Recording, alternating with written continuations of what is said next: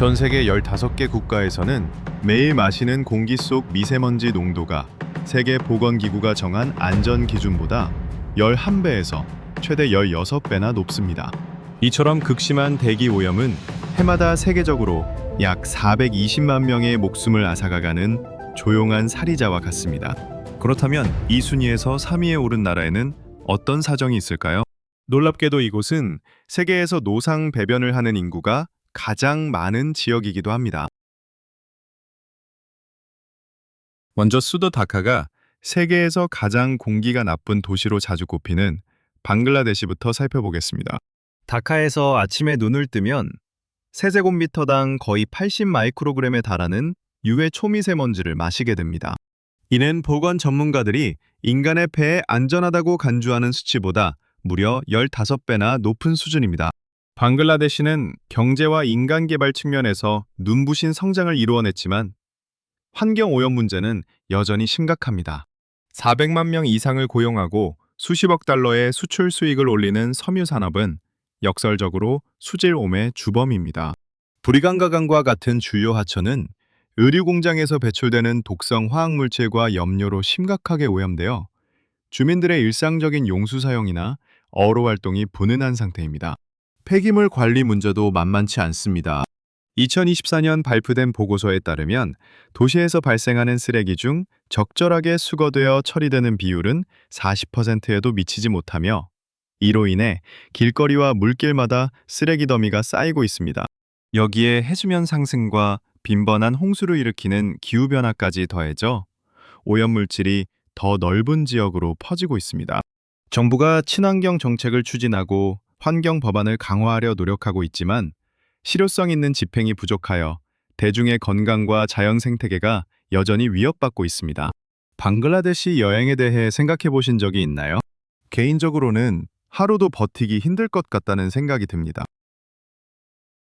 파키스탄의 환경 상황은 유엔 전문가들과 현지 연구기관들이 국가적 비상사태로 선포할 만큼 악화되었습니다. 파키스탄에서 발생하는 생활하수의 90% 이상이 아무런 정화 작업 없이 강과 호수로 그대로 방류된다는 사실만 보더라도 사태의 심각성을 알 수 있습니다. 도시 지역의 쓰레기 처리 문제 역시 커다란 과제입니다. 대다수 도시에는 적절한 재활용 및 쓰레기 처분 시스템이 갖춰져 있지 않아 대형 매립지가 생겨나고 주요 도심 거리마다 쓰레기가 쌓여가고 있습니다. 인구 밀집 지역인 카라치와 라호르는 이제 남아시아 전체를 통틀어 오염이 가장 심각한 도시에 속하게 되었습니다. 이러한 유해 공기를 마시는 주민들은 호흡기 질환을 비롯한 각종 건강 문제에 노출될 위험이 매우 높습니다. 너검 용수와 음용수를 공급하는 파키스탄의 젖줄 인더스 강은 환경 위기의 단면을 잘 보여줍니다. 이 중요한 수자원은 현재 공장 폐수와 정화되지 않은 하수, 그리고 방대한 양의 플라스틱 쓰레기로 인해 심각하게 병들어가고 있습니다. 이러한 문제를 해결하기 위해 파키스탄 정부는 쓰레기 관리 시스템을 개선하고 수백만 그루의 나무를 심으며 청정 에너지를 보급하려는 목적에 클린 그린 파키스탄 운동을 시작했습니다. 그러나 부족한 예산과 정치적 불안정, 그리고 문제 자체의 거대한 규모 때문에 개선 속도는 매우 딘편입니다. 영상 시작 부분에서 언급했던 세 번째 국가를 기억하시나요? 오늘 이야기의 가장 흥미로운 부분으로 들어가기 전에 주위 사람들에게 이 영상을 공유하여 응원해 주시면 감사하겠습니다. 그리고 모바일 기기로 시청 중이시라면 좋아요 버튼 옆에 있는 하이프 버튼도 함께 눌러주세요. 영상 제작에 큰 도움이 되며 앞으로도 알찬 내용을 계속 전해드리겠습니다. 세계 주요 경제국이자 과학기술 강국인 인도가 이 목록의 3위에 올랐다는 사실은 많은 사람들을 놀라게 할 수 있습니다. 인도의 인구 밀집 도시들에서는 2024년 기준 초미세먼지 농도가 세제곱미터당 50.6 마이크로그램으로 측정되었습니다. 이는 세계보건기구의 안전 기준보다 거의 10배나 높은 수치입니다. 매일 이런 공기를 마시며 살아가는 것은 단순히 불편한 문제를 넘어 생명을 위협하는 일입니다. 대기 오염은 인도 내 조기 사망의 주요 원인이 되었으며 매년 약 200만 명에 달하는 사람들의 수명을 단축시키고 있습니다. 유니세프 자료에 따르면 인도는 세계에서 노상 배변을 하는 인구가 가장 많은 나라로 주로 농촌 지역에 거주하는 약 6억 2천만 명이 적절한 화장실 시설을 이용하지 못하고 있습니다. 이러한 환경은 전염병 확산 위험을 높일 뿐만 아니라 특히 기본적인 생리 현상을 해결할 때 안전상의 위험에 노출되는 여성과 아동에게 심각한 사회적 문제를 일으킵니다. 생주물 연료의 광범위한 사용도 큰 문제입니다. 인도 가구에서는 매년 요리와 난방을 위해 1억 4,850만 톤을 해당하는 생질물을 불태우고 있습니다. 이는 미국에서 사용하는 양의 10배에 달하며 이러한 비효율적인 방식은 현대적인 에너지원에 비해 훨씬 많은 연기와 유해 물질을 배출합니다. 향후 에너지 생산 계획은 상황을 더욱 악화시킬 가능성이 있습니다.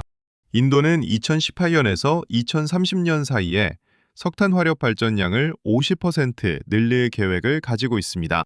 계획대로 발전소가 건설된다면 공기 중에 더 많은 오염물질이 배출되어 84만 4천 명의 조기 사망자가 추가로 발생할 수 있습니다. 도시의 교통체증 역시 오염의 악순환을 만듭니다. 차량이 시속 20에서 40km의 느린 속도로 서행할 때 원활하게 주행할 때보다 2배 많은 오염물질을 배출합니다. 안타깝게도 많은 인도 도시의 평균 도로 주행 속도는 시속 20km에도 미치지 못하여 오염물질 배출량이 일반적인 주행시보다 4배에서 8배까지 높아집니다. 그렇다면 인도가 향후 10년 안에 이러한 환경 위기를 현실적으로 극복할 수 있을지 여러분의 생각이 궁금합니다. 의견을 댓글로 남겨주시고 구독과 알림 설정도 부탁드립니다.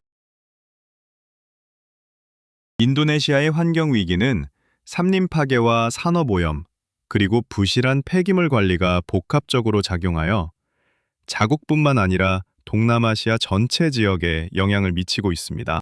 그린피스와 유엔 환경 계획의 보고서에 따르면 인도네시아의 열대우림은 팜유 농장 조성을 위한 무분별한 개간으로 인해 우려스러울 정도로 빠른 속도로 사라지고 있습니다. 수도이자 세계적인 거대 도시인 자카르타 역시 독특한 환경 문제에 직면해 있습니다. 자카르타의 공기는 극심한 교통체증과 석탄 화력 발전소, 그리고 쓰레기 소각으로 인해 발생하는 독성 매연으로 가득 차 있습니다. 이러한 오염원들이 복합적으로 작용하면서 자카르타에서의 호흡은 주민들의 건강을 위협하고 있으며 수백만 명이 호흡기 질환 위험에 노출되어 있습니다. 인도네시아의 강들 또한 심각한 상태입니다. 세계에서 가장 오염된 강 중 하나로 자주 언급되는 치타룬강은 인구 밀집 지역을 관통하며 플라스틱 쓰레기와 공장 화학물질, 그리고 정화되지 않은 하수가 섞인 독성물을 흘려보내고 있습니다. 국제적인 지원과 클린 인도네시아 같은 자체적인 캠페인에도 불구하고 오염은 전국적으로 계속 악화되고 있습니다. 더욱 강력한 환경 법안과 실효성 있는 단속이 조속히 시행되지 않는다면 인도네시아는 자국을 대표하는 아름다운 자연과 생물 다양성을 잃어버릴 위험에 처해 있습니다. 다음으로 석유 자원의 풍요로움 뒤에 숨겨진 어두운 단면을 보여주는 이라크로 이동해 보겠습니다. 2024년 세계 대기질 보고서에 따르면 이라크의 평균 초미세먼지 농도는 세제곱미터당 약 84 마이크로그램까지 상승했으며 이는 세계보건기구 기준보다 16배 이상 높은 수준입니다. 외화 수입의 거의 95%를 차지하는 석유 산업은 이라크 최고의 경제적 자산이자 가장 심각한 환경적 재앙입니다. 석유 추출 과정에서 발생하는 잔여가스를 불태우는 작업으로 인해 벤젠과 메탄을 포함한 위험한 가스들이 대기 중으로 그대로 배출됩니다. 이러한 오염물질은 석유 생산지 주변에만 머물지 않고 중동 전체 지역으로 퍼져나가 인근 국가들까지 오염시키고 있습니다. 오랜 전쟁의 여파 역시 오늘날까지 이라크 환경에 깊은 상처를 남기고 있습니다. 2014년부터 2017년까지 진행된 군사작전으로 인해 엄청난 양의 유해 폐기물과 독성 화학물질이 남겨졌으며 이는 이라크의 토양과 물, 그리고 공기를 오염시켰습니다. 이로 인해 주민들 사이에서 암과 심혈관 질환, 그리고 호흡기 질환 발생률이 급격히 증가했습니다. 문제의 심각성을 인식한 이라크 정부는 2024년 전국에 640만 그루의 나무를 심는 대규모 식목 사업을 시작했습니다. 그러나 환경 전문가들은 단순히 나무를 심는 것만으로는 근본적인 오염 발생원을 해결할 수 없다고 지적합니다. 한때 고대 문화와 신앙의 평화로운 요람이었던 네팔의 카트만두는 이제 짙은 먼지와 오염물질로 덮여 있습니다. 카트만두의 대기 중 초미세먼지 농도는 세제곱미터당 42 마이크로그램 이상을 기록하고 있습니다. 이러한 급격한 변화의 원인은 무엇일까요? 높은 산으로 둘러싸인 분지 형태의 카트만두 계곡 지형은 독특하면서도 치명적인 환경을 조성합니다. 오목한 그릇 모양의 지형이 오염된 공기를 가두어 바람의 흐름을 막고 독성 안개 구역을 형성합니다. 마치 뚜껑이 덮인 도시 안에서 매번 오염된 공기를 다시 마시며 살아가는 것과 같습니다. 빠른 도시화는 문제를 더욱 악화시키고 있습니다. 카트만두는 조용한 시골 마을에서 인구 밀도가 급증한 번화한 대도시로 변모했습니다. 도로 위의 차량은 급격히 늘어났으며 교통체증은 이제 일상이 되었습니다. 혼란은 여기서 끝나지 않습니다. 카트만두는 현재 건설 열풍의 한가운데에 있습니다. 도시 전역에서 새로운 건물과 도로가 들어서고 있지만 이러한 발전에는 대가가 따릅니다. 공사 현장에서 날리는 먼지와 벽돌 가마에서 나오는 연기로 인해 도시 전체가 마치 하나의 거대한 공사장처럼 보입니다. 아랍에미리트는 세계에서 가장 모순적인 환경 정책을 보여주는 대표적인 사례입니다. 대부분의 사람들은 아랍에미리트 하면 반짝이는 마천루와 고급 외제차, 그리고 세계적인 쇼핑 시설을 떠올립니다. 하지만 화려한 부와 현대적인 외관 뒤에는 수백만 명의 건강을 위협하는 환경 위기가 숨어 있습니다. 2024년 기준 아랍에미리트의 대기질은 위험 수준에 도달했으며 초미세먼지 농도는 세제곱미터당 43 마이크로그램까지 치솟았습니다. 이는 세계보건기구가 권장하는 안전 기준을 크게 초과하는 수치로 매년 3,900명에 가까운 사망자를 발생시키는 요인이 되고 있습니다. 심각한 대기오염의 주요 원인은 화석 연료에 대한 높은 의존도에 있습니다. 미래지향적인 도시 풍경과 혁신적인 이미지에도 불구하고 아랍에미리트는 여전히 세계 주요 석유 생산국 중 하나입니다. 이러한 화석 연료의 채굴과 정제, 그리고 소비 과정에서 매일 엄청난 양의 유해 물질이 대기 중으로 배출됩니다. 특히 우려스러운 점은 정부의 대외적인 약속과 실제 정책 사이의 모순입니다. 오이질가스 배출을 줄이고 대기질을 개선하겠다는 공언에도 불구하고 석유 채굴을 계속 확장하는 행보는 이러한 약속의 진정성에 의문을 감쌉니다. 아랍에미리트가 진정으로 친환경 경제를 지향하는 것인지 아니면 단지 대외적인 이미지 관리에 불과한 것인지 주시할 필요가 있습니다. 타지키스탄은 지구상에서 가장 크게 간과되는 환경 재앙 지역 중 하나입니다. 2024년 기준 대기 중 초미세먼지 농도는 세제곱미터당 거의 50 마이크로그램에 달했습니다. 이러한 공기를 매일 마시는 것은 평생 담배를 피우지 않은 사람이라도 매일 여러 개 비의 담배를 피우는 것과 같습니다. 지난 10년 동안 일어난 차량 보유량의 급증은 대기 오염을 극대화했습니다. 도로 위 자동차 수는 눈에 띄게 늘어났지만 수많은 차량이 현대적인 배출가스 제어 장치가 없는 구형 모델입니다. 그 결과 이 국가에서는 교통수단으로 인해서만 연간 54만 톤 이상의 오염물질이 배출되고 있습니다. 이는 10년 전 기록된 34만 톤에 비해 크게 늘어난 수치입니다. 환경 친화적이라고 여겨지는 수력 발전의 높은 의존도 역시 계절성 오염 문제를 야기합니다. 수위가 낮아지는 건 기 동안에는 전력 수요를 충당하기 위해 화력발전소에 의존할 수밖에 없습니다. 수도 전력의 60%를 담당하는 최대 규모의 두샨베2 발전소는 이 기간 매일 최대 6,000톤의 석탄을 불태웁니다. 그 과정에서 막대한 양의 오염물질이 대기 중으로 배출됩니다. 중공업 오염 또한 커다란 문제입니다. 두샨베 시멘트 공장 한 곳에서만 연간 38만 톤의 시멘트를 생산하며 7만 2천 톤의 석탄을 소비합니다. 더욱 우려스러운 점은 정부가 동일 지역에 또 다른 시멘트 공장을 건설하려 계획한다는 사실입니다. 이러한 확장은 이미 심각하게 오염된 지역의 유해 물질 배출량을 2배로 늘릴 위험이 있습니다. 중국의 환경 상황은 전 세계 오염 문제에서 가장 복잡하고 모순적인 이야기를 보여줍니다. 중국 정부는 장기적이고 첨예한 환경 문제를 해결하기 위해 노력하고 있습니다. 이들은 재래식 기술의 기초에서 세계 뒤위 경제 대국으로서 중국은 지난 몇십 년간 눈부신 경제 성장을 이루었지만 이 성공은 14억 국민뿐만 아니라 지구 전체에 막대한 환경적 비용을 치르게 했습니다. 최근 자료는 우려스러운 경향을 보여줍니다. 초미세먼지 평균 농도가 세제곱미터당 32.5 마이크로그램으로 증가하여 이전 연도에 비해 현저한 상승세를 나타냈습니다. 이는 유엔이 안전하다고 간주하는 기준보다 6배 이상 높은 수치로 중국을 세계에서 가장 오염된 20개 지역에 포함시킵니다. 수도 베이징을 비롯해 상하이, 광저우 같은 대도시들은 난방 수요가 증가하고 기상 조건으로 오염물질이 지표면에 갇히는 겨울철에 짙은 스모그로 기덮이곤 합니다. 중국은 총 이산화탄소 배출량에서 미국을 제치고 세계 최대 온실가스 배출국이라는 불명예를 안고 있습니다. 이러한 탄소 발자국은 전력의 대부분을 공급하는 석탄 화력 발전소에 대한 높은 의존도에서 비롯됩니다. 2026년에서 2030년 사이에 탄소 배출 정점을 찍고 2060년까지 탄소 중립을 달성하겠다는 정부의 약속에도 불구하고 최근 신규 석탄 발전소 건설 승인은 이러한 목표를 무산시킬 위협이 되고 있습니다. 몽골의 환경 위기는 세계 마지막 유목 문화 중 하나가 비극적으로 비무했음을 보여줍니다. 수도 울란바토르는 기온이 영하 40도까지 떨어지는 혹독한 겨울철이 되면 지구상에서 가장 오염된 도시 중 하나로 변합니다. 겨울철 이 도시의 대기 오염은 수치로 측정하기 힘들 만큼 심각한 수준에 도달합니다. 전통 유르트에서 많은 가구가 살아가는 울란바토르의 전통 게르 지역은 상황이 더욱 절박합니다.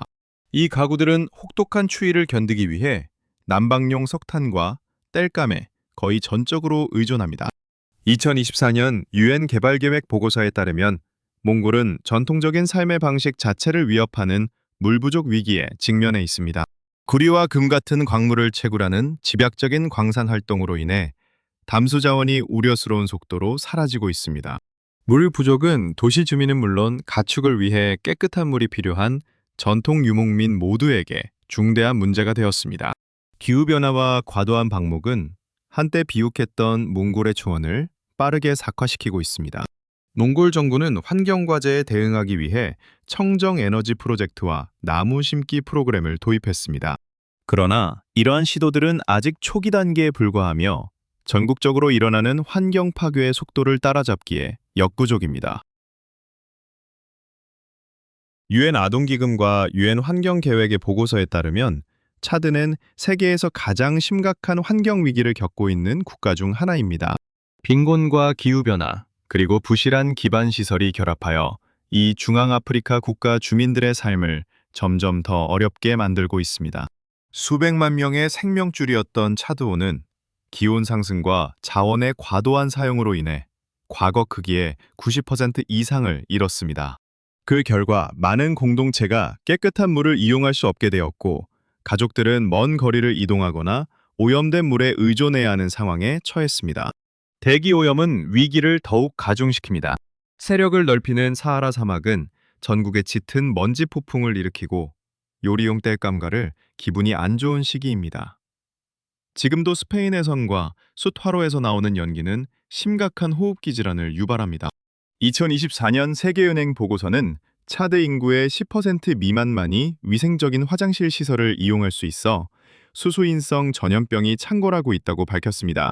체계적인 폐기물 관리 시스템이 없어 도시와 마을마다 쓰레기가 계속 쌓여 토양과 수질을 모두 오염시키고 있습니다. 지속되는 분쟁과 부족한 재정 자원은 문제 해결을 극도로 어렵게 만들어 차드를 깊은 환경 위기 속에 남겨두고 있습니다. 풍부한 광물 자원으로 유명한 콩고 민주공화국 역시 위험한 수준의 대기질 문제로 신음하고 있습니다. 현재 초미세먼지 농도는 세제곱미터당 40 마이크로그램을 초과하여 안전기준보다 8배나 높습니다.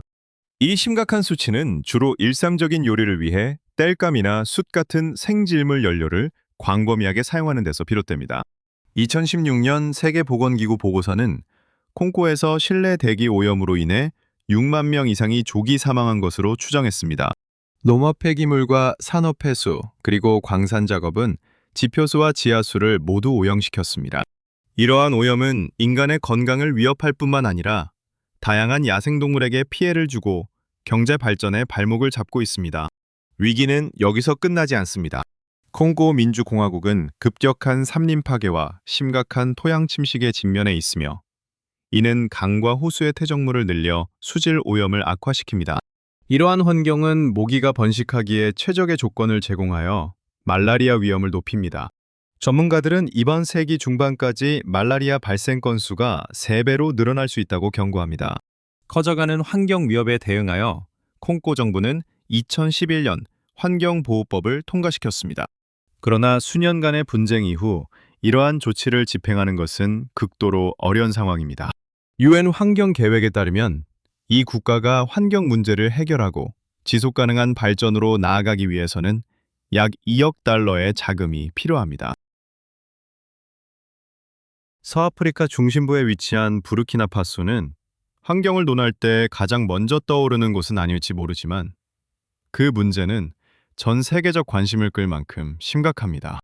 2024년까지 이 국가는 세제곱미터당 46.6 마이크로그램이라는 우려스러운 초미세먼지 농도를 기록했습니다. 지난 10년 동안 와가두구의 인구는 200만 명 미만에서 340만 명 이상으로 급증하여 약 81% 증가했습니다. 이러한 급격한 성장은 도시 기반 시설에 엄청난 부담을 주었으며 늘어나는 도시 인구의 요구를 충족시킬 만큼 빠르게 변하지 못했습니다. 현재 전체 가구의 약 80%가 여전히 요리를 위해 나무와 숯에 의존하고 있습니다. 이러한 방식은 보편적이고 사용하기 쉽지만 많은 양의 유해가스를 배출하여 간순한 일상활동을 대기오염의 주요 원인으로 만듭니다. 상황을 악화시키는 또 다른 요인은 노후화된 차량입니다. 와가두구의 일반적인 자동차나 오토바이의 연식은 약 14년입니다. 더욱이 이들 차량의 거의 10분의 3은 매연과 오염물질을 대량 배출하는 구형 모델입니다. 노후되고 비효율적인 교통수단에 대한 의존은 대기질을 악화시킬 뿐만 아니라 깊은 경제적 어려움과 현대적 기술에 대한 접근성 부족을 단적으로 보여줍니다. 계획 없이 진행된 도시의 급격한 확장은 무분별한 도시 확산으로 이어졌습니다. 많은 지역이 포장되지 않은 도로를 가진 비공식 거주지로 개발되었습니다. 건기 동안 이러한 흙길에서 발생하는 먼지는 사하라 사막에서 불어오는 하르마탄 바람과 섞여 도시를 덮는 짙은 먼지 안개를 형성합니다. 이제 호흡기 질환은 부르키나파소에서 전체 사망 원인의 거의 20%를 차지하며 주요 사망 원인이 되었습니다. 공장이나 번화한 도로 근처에 거주하는 가난한 주민들이 가장 큰 건강 위험에 직면해 있으며 대기 오염 위기에 가장 중대한 부담을 짊어지고 있습니다. 아프리카에서 인구가 가장 많고 경제 규모가 가장 큰 나이지리아는 심각한 환경적 압박에 시달리고 있습니다. 유엔 환경계획과 세계은행의 보고서에 따르면 세계적인 거대 도시 중 하나인 라골스는 대륙에서 가장 악화된 대기 오염을 경험하고 있습니다. 주요 원인은 디젤 발전기와 공장 연돌 배출가스, 그리고 독성 배증가스를 배출하는 부실하게 규제된 차량들입니다. 폐기물 관리는 커다란 과제입니다. 쓰레기 무단 투기와 소각이 광범위하게 일어나 공기와 물, 그리고 토양을 심각하게 오염시키고 있습니다. 지구의 주요 습지 생태계 중 하나인 니제르 델타 지역은 수십 년간 계속된 무분별한 석유 채굴로 크게 훼손되었습니다. 대형 기름 유출 사고는 농경지와 강, 그리고 음용수원을 더럽혔습니다. 2024년 국제 엠네스티 연구에 따르면 델타 지역 음용수원의 75% 이상이 석유 오염으로 인해 안전하지 않은 것으로 나타났습니다. 대중의 의식이 높아지고 정화 작업을 위한 국제적 지원이 이어짐에도 불구하고 부패와 약한 행정력은 실질적인 진전을 더디게 만듭니다. 정부 프로그램과 청정 에너지 노력이 나타나고 있지만 단속은 여전히 제한적입니다. 더욱 강력한 조치가 없다면 나이지리아의 환경 위기는 공중 보건과 생물 다양성, 그리고 장기적인 경제 성장을 지속적으로 위협할 것입니다. IT의 삼림 파괴는 원시림의 약 2%만 남아있을 정도로 위험한 수준에 이르렀습니다. 서반구에서 가장 가난한 국가 중 하나인 IT는 무분별한 벌목과 숫생산, 그리고 농경지 개간으로 인해 대부분의 산림을 잃었습니다. 최근 세계은행 보고서는 이러한 광범위한 산림 파괴가 열대성 폭우 시 심각한 홍수와 토양 침식, 그리고 농작물 수확량 감소를 일으켰다고 설명합니다. 토양을 잡아줄 나무가 없어 비가 오면 비옥한 표토가 씻겨 내려가 농사가 점점 더 어려워지고 있습니다. 수도 포르토프랭스에서는 폐기물 관리가 커다란 문제입니다.